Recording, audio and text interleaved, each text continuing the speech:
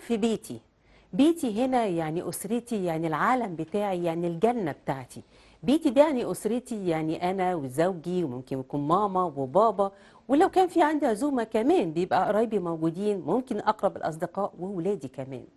رمضان في بيتي يعني فيه لمة، يعني فيه بهجة، يعني فيه روح، يعني فيه عيلة. هل الكلام ده فعلا بيتحقق في رمضان؟ هل فعلا بيتحقق في بيتي؟ هل موجود في رمضان في الوقت اللي احنا موجودين فيه، ولا نقلنا في حياتنا جوه البيت زحمة الدنيا وزحمة المشاوير، اضطراب الأصوات والتوتر والعصبية، هل نقلناهم معانا؟ هل الدوشة والزحمة والشغل وكل حاجة بتزعجنا بره البيت نقلناها في البيت عندنا؟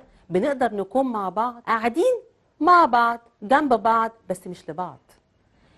الحكاية كلها ما هياش العبرة مش بكم الناس اللي موجودة ولا بعددهم، العبرة بالإحساس. احنا بنوصل لبعض ايه؟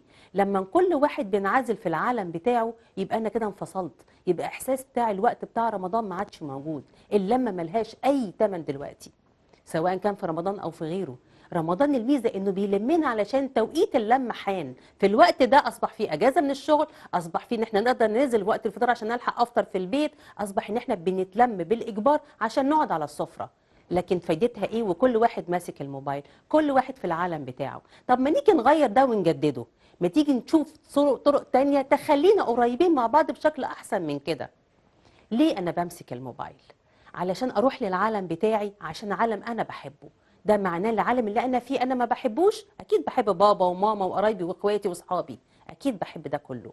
لكن هي الفكرة ازاي اقرب لهم، ازاي الطريقة ان احنا نتكلم مع بعض عشان اقدر اسيب الموبايل ونبقى مع بعض من تاني. رمضان جه عشان يسكتنا، علشان نقدر نسمع بعض، عشان نقدر نحتوي بعض، عشان نرجع تاني نتلم مع بعض، مع بعض مش جنب بعض. رمضان في بيتي.